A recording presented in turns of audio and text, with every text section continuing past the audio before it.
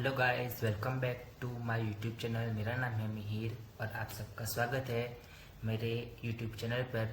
और आज हम सब डिस्कस करने वाले हैं ये सब्जेक्ट जिसका कि नाम है नर्सिंग रिसर्च।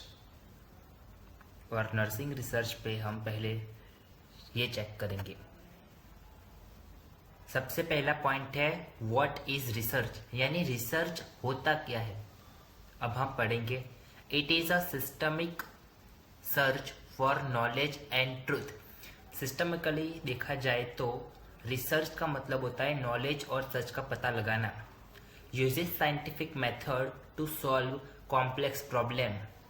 इसका मतलब है कि जितनी भी जटिल प्रॉब्लम्स है उनका साइंटिफिक मेथड से यूज करके हम सॉल्यूशन लाते हैं, तो वो साइंटिफिक सॉल्यूशन हमें मिलता है, उसे भी रिसर्च कहा जाता है। नेक्स्ट है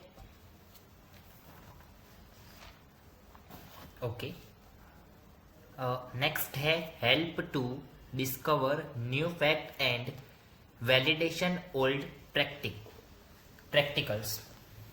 sorry, help to discover new fact and validate old practicals. इसका मतलब है कि हम रिसर्च की मदद से कुछ न्यू फैक्ट है, कुछ नई जानकारी, प्रैक्टिकल्स, ये सब ढूंढ सकते हैं। और लास्ट पॉइंट बोला जा रहा है provide reliable data to improve overall patient care, यानी पेशेंट की ओवरऑल केयर में भी ये रिसर्च मायने लगता है।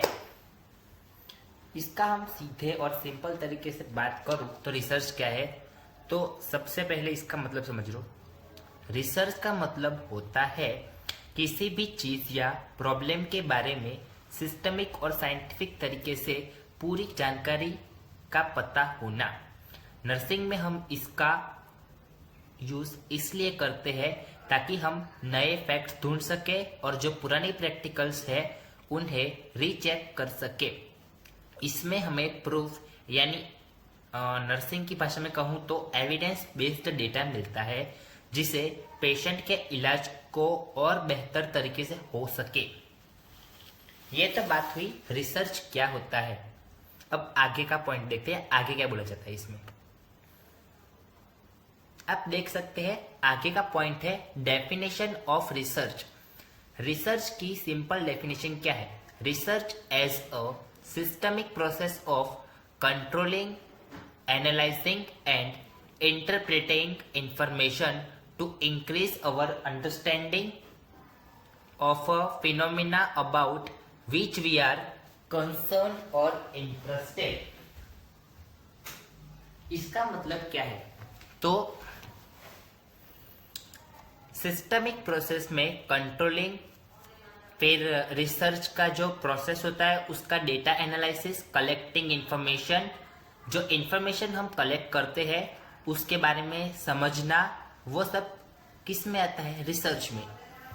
और ये डेफिनेशन किसने दी है? तो ये डेफिनेशन दी है लेडी और ओर्म रोड। आप पढ़ सकते हैं लेडी और ओर्म रोड। अगर मेरे से ये नाम पढ़ने में गलती हुई है तो मैं सॉरी बोलता हूँ, लेकिन डेफिनेशन का अगर हम एकदम सिंपल तरीके से मतलब निकाले तो समझ लीजिए। रिसर्च, री यानी अगेन और सर्च यानी फाइंड, फिर से किसी चीज के बारे में ढूंढना, जैसे किसी भी चीज पर स्टडी करना। फॉर एन एग्जाम्पल, हम किसी गुड टच या बैड टच वाले टॉपिक पे बात करते हैं तो उसके बारे में फिर से हम रिसर्च करते हैं, फिर से उस पर रिसर्च करके स्टडी करते हैं कि ये रिसर्च में आएगा, ये उम्र के बच्चे हैं, ये अच्छी टच है, ये बैड टच है। तो वो सब जो डेटा कलेक्शन होता है बच्चों का और वो सब जो प्रोसेस होती है उसे हम सिंपल भाषा में रिसर्च कहते हैं। ओके, नेक्स्ट पॉइंट है sources. Sources of research. Sources of research में मोस्टली दो टाइप्स होते हैं जो आप देख सकते हैं सोर्सेस ऑफ रिसर्च। और उसमें पहला है डिस्क्रिप्टिव नॉलेज। सिंपल भाषा में कहूं तो डिस्क्रिप्टिव का मतलब होता है define different between behaviour and characteristics. अब इसके जो रिसर्च के कैरेक्टरिस्टिक्स है इसके बारे में हम आगे चर्चा करेंगे। फिलहाल के लिए आप इसे कैरेक्टरिस्टिक्स समझिए। और सेकंड पॉइंट है प्रेडिक्टिव नॉलेज। प्रेडिक्टिव नॉलेज का मतलब होता है statically relationship between two behaviours and characteristics. Okay, तो इसका मतलब क्या होता है कि ब्रॉडली इसके दो मतलब होते हैं एस्पेक्ट में। पहला जो डिस्क्रिप्टिव नॉलेज है, इसका मतलब है कि किसी प्रोग्राम के नेचुरल या उसके फीचर्स को बेसिक तरीके से डिस्क्राइब करना या एक्सप्लेन करना। और जो दूसरा है प्रेडिक्टेटिव नॉलेज, जो आप देख सकते हैं ये है, वेट,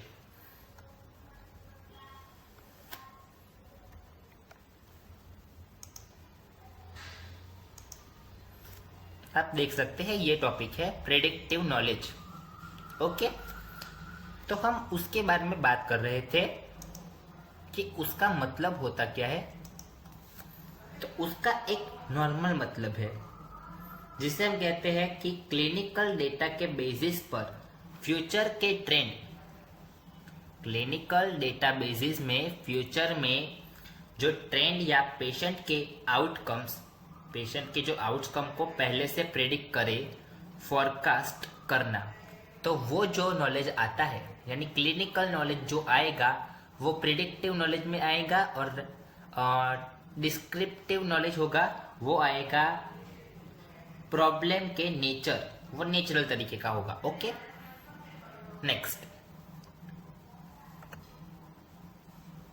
नेक्स्ट पॉइंट है ओके, सोर्सेस ऑफ रिसर्च। अब सोर्सेस ऑफ रिसर्च में हम एक बड़ा सा डायग्राम बनाएंगे जिसमें क्या होगा, दो टाइप होंगे। पहला हाई एक्सेप्टेबिलिटी। अब हाई एक्सेप्टेबिलिटी में जो टोटल मेन पॉइंट्स है वो है फर्स्ट लॉजिकल रीजनिंग, जो कि ये रहा, और सेकंड है रोल मॉडलिंग। ओके, अब हम देखा जाए तो ये बात कर रहे थे हाई एक्सेप्टेबिलिटी। अब बात करते हैं लो एक्सेप्टेबिलिटी में क्या आएगा।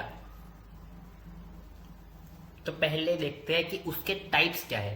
तो लो एक्सेप्टेबिलिटी में हमको पहले देखना मिलेगा ट्रेडिशनल, फिर मिलेगा देखने को ऑथेरिटी, फिर मिलेगा देखने को पर्सनल एक्सपीरियंस, एंड लास्ट हमको देखने को मिलेगा ट्रायल एंड एरर। पर हमारा जो पॉइंट है वो ये है कि हाई एक्सेप्टेबिलिटी में लॉजिकल रीजनिंग का मतलब क्या होता है। लॉजिकल रीजनिंग यानी सिंपल मतलब है कि इसमें जो भी हम रीजन निकालेंगे उसका पर्टिकुलर कोई ना कोई लॉजिक हो रहा होगा। बिना लॉजिक के जो भी हम रिसर्च करते हैं उसका ज्यादातर कोई हमें परफेक्ट नॉलेज नहीं मिलता। यानी हम ये नहीं कह सकते कि उसका कोई पक्का प्रूफ है। ओके, सो मेरे मुताबिक तो यही होना चाहिए। बाकी एक बार मैं बुक में देख लेता हूं कि वो पॉइंट में क्या है। इसका मीनिंग है analysing and synthesis information to draw reasoned conclusion. यानी सिंपल भाषा में कहूं तो हम जो पेशेंट का डेटा लेते हैं, उसका कलेक्शन करते हैं, उनकी इंफॉर्मेशन रखते हैं, और उस कारण से हमें जो आउटपुट मिलता है वो आएगा लॉजिकल रीजनिंग में। फॉर एग्जाम्पल हम देखा जाए तो जो एक नर्स ऑब्जर्व करती है तो उसका जो early skin to skin contact होता है आफ्टर बर्थ, सेम ऑब्जर्वेशन, यानी एक बच्चे को एक नर्स बाय बर्थ से जो भी ऑब्जर्व करती है वो लॉजिकल रीजनिंग का एक एग्जाम्पल माना जाएगा। अब सेकेंड पॉइंट है रोल मॉडलिंग। अब रोल मॉडलिंग जो है उसका भी पार्ट होगा, लेकिन हम बात कर रहे थे लॉजिकल रीजनिंग। तो लॉजिकल रीजनिंग के एडवांटेजेस भी देख लेते हैं, फिर जाते हैं लॉजिकल से रोल मॉडलिंग पे। तो advantages of logical reasoning offers scientific, valid and reliable knowledge, यानी साइंटिफिक और वैलिड एंड रिलायबल नॉलेज। फिर सेकंड है एक्सेप्टेबल और सिस्टमिक सोर्स ऑफ नॉलेज, यानी मायने लगने वाला और सिस्टम वाला नॉलेज। और तीसरा है used to establish relationship between variable. Okay, अब इसके एडवांटेजेस है तो डिसएडवांटेजेस भी होंगे।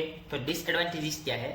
Use to establish causal relationship between variable, means अगर हम इसका रिलेशनशिप निकाले वेरिएबल से तो जो उसका कॉशियल एस्टैब्लिश होगा उसका ही ये एडवांटेजेस हुआ।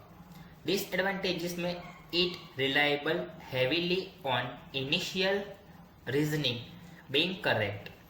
If any one of premises are wrong, the argument becomes invalid or unreliable। Simple भाषा है, इसका डिसएडवांटेज ये है कि ये टाइम कंज्यूमिंग है। बस फिनिश। अब है रोल मॉडलिंग। रोल मॉडलिंग के बारे में मैं ज़्यादा बात नहीं करूँगा क्योंकि ये हम FON यानी सेम 2 से पढ़ते आ रहे हैं, इसलिए हम इसका सिर्फ और सिर्फ एडवांटेजेस और डिसएडवांटेजेस ही देखेंगे। तो इसका एडवांटेज ये है कि सोर्स ऑफ स्पेशलाइज एक्सपर्टिज्म नॉलेज, यानी पर्टिकुलर नर्स को या रिसर्चर को इसके बारे में एक एक्सपर्ट और परफेक्ट नॉलेज होता है। डिसएडवांटेजेस की बात करें तो mainly depends on relation with the role models expert, यानी इसका डिपेंडेंट रिलेशनशिप रोल मॉडल के एक्सपर्ट्स के थ्रू होता है, ये उसका डिसएडवांटेजेस है। अब हम आगे की बात करें तो ये आगे का पॉइंट है जो वो है लो एक्सेप्टेबिलिटी। जी, लो एक्सेप्टेबिलिटी में आपको टोटल 4 पॉइंट्स देखने को मिलेंगे। उसमें फर्स्ट पॉइंट है ट्रेडिशनल। अब ट्रेडिशनल का हम रिसर्च में देखा जाए तो फर्स्ट पॉइंट का मतलब ये होता है कि जो पुरानी प्रैक्टिस चली आ रही है वही। अब ऑथोरिटी की बात करें जो हमारा सेकंड पॉइंट है, तो ऑथोरिटी का मतलब होता है यानी हमारे एक्सपर्ट या सीनियर का रिसर्च करना और उन्हें देख या उनके रिसर्च किए हुए बात को पढ़ना और उसका एनालिसिस करना। तीसरा पॉइंट है पर्सनल एक्सपीरियंस। अब पर्सनल एक्सपीरियंस यानी खुद का एक्सपीरियंस होगा रिसर्च में, जी बिल्कुल। और अगर हम इसको थोड़ा और डीपली देखा जाए तो बोरो एविडेंस, यानी मेडिकल फील्ड में ली गई जो भी रिसर्च होती है और अपने खुद के अनुभव से हम जो करते हैं रिसर्च, वो होगी पर्सनल एक्सपीरियंसेस वाली रिसर्च जो आगे सेम 7 में हम करने वाले हैं। ओके, और फोर्थ पॉइंट है जो कि लास्ट है वो है ट्रायल एंड एरर। अब ट्रायल एंड एरर क्या होता है? यानी इनका सिर्फ एक ही मतलब है, अलग अलग तरीके से ट्राई करना और सीखना। यानी ट्रायल एंड एरर में आप हर चीज, हर रिसर्च का ट्राई करते हैं, आपको कभी ना कभी एरर मिलता है, कभी एरर नहीं मिलता है, तो वो सब बेसिसली डिपेंड करता है ट्रायल एंड एरर में। ओके, नेक्स्ट पॉइंट है डिसिप्लिन नर्स रिसर्च, यानी एकदम सिस्टमिक और साइंटिफिक तरीके से ढूंढा गया डेटा जो सबसे बेस्ट रिसोर्स माना जाता है। तो ये थे आज के टोटल कुछ ऐसे पॉइंट्स जिसके बारे में हमने रिसर्च की है। और जो पॉइंट्स हमने आज कवर किए हैं वो कौन से थे, एक बार आपको फिर से मैं दिखा देता हूं। पहले हमने कवर किया व्हाट इज रिसर्च, यानी रिसर्च क्या है वो हमने पढ़ा। सेकंड था रिसर्च की परिभाषा यानी डेफिनेशन क्या है। थर्ड था सोर्सेस ऑफ रिसर्च यानी डिस्क्रिप्टिव नॉलेज और प्रेडिक्टिव नॉलेज। और फोर्थ पॉइंट था सोर्सेस ऑफ रिसर्च यानी थोड़ा डिटेल में, जिसकी हाई एक्सेप्टेबिलिटी में आते हैं लॉजिकल रीजन और रोल मॉडलिंग। और जो सेकेंड पॉइंट था वो था लो एक्सेप्टेबिलिटी यानी traditional, authority, personal experience, trial and error. बस अभी के लिए इतना ही, और आगे के कंसेप्ट के लिए जुड़े रहे मेरे चैनल से। अगर वीडियो पसंद आए तो लाइक, चैनल को सब्सक्राइब कर दो और आने वाले अपकमिंग वीडियो के लिए बेल आइकन को प्रेस कर दो। मिलते हैं नेक्स्ट वीडियो में, तब तक के लिए गुड बाय।